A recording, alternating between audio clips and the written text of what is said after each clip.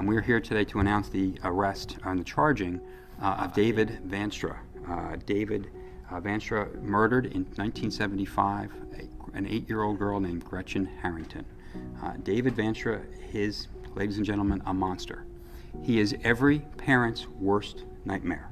This is a man who is a remorseless child predator who acted as if he was a friend, a neighbor, and a man of God. And he killed this poor little girl.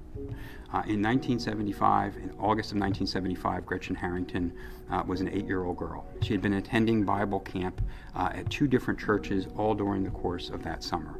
One is at Trinity Chapel on Lawrence Road in Broomall. The second is her father's church, the Reformed Presbyterian Church. David Zandstra was the Reverend at the first church, the Trinity Chapel.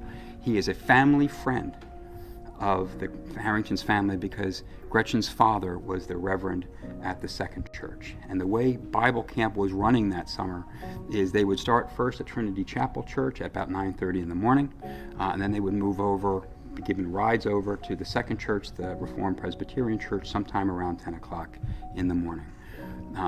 Gretchen Harrington on August 15th decided to go to Bible camp. Her family had just had a new baby. She usually walked to the first Trinity Chapel camp with her sisters, but this morning she didn't. They didn't go to camp with her because of the new baby at home.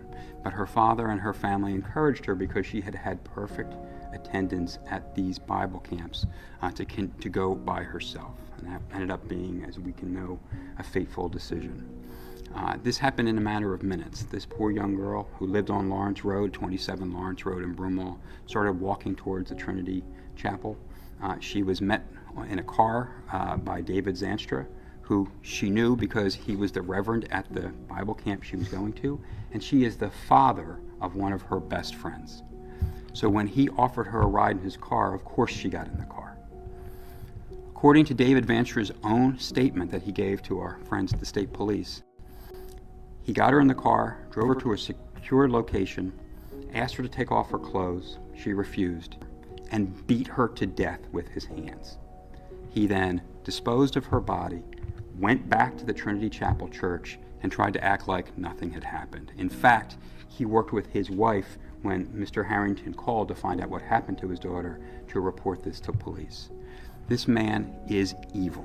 He killed this poor 8-year-old girl he knew and who trusted him, and then he acted as if he was their family friend, not only during her burial and the period after that, but for years. And he then moved on as a Reverend, both to Texas and I believe in Georgia, where he has served in that capacity. We have to realize that most people in this world are good, and that most pastors especially, and people who claim to be men of God, are good people. So we don't want to over dramatize it, but there have always been people, and there always will be people, who are this cold-hearted, remorseless, and just evil people.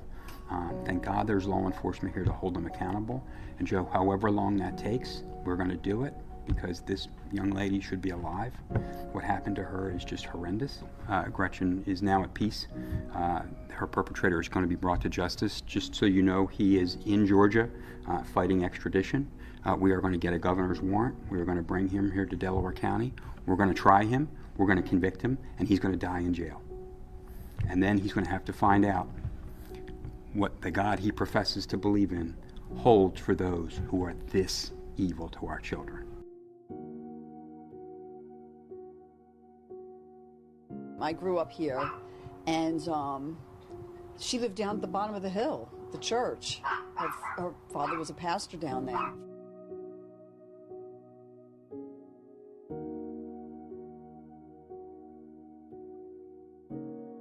Authorities say an interview earlier this year with the best friend of the suspect's daughter eventually brought them to Zandstra last week.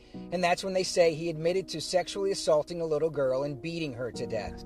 In this case, there was a cooperating witness whose identity we're going to keep confidential.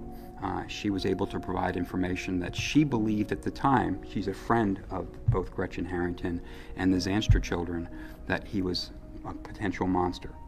And from that, these troopers went down to Georgia, interviewed Mr. Zandstra, and he admitted to everything we have said here today. He murdered with his bare hands this poor young girl and then lied about it for 48 years.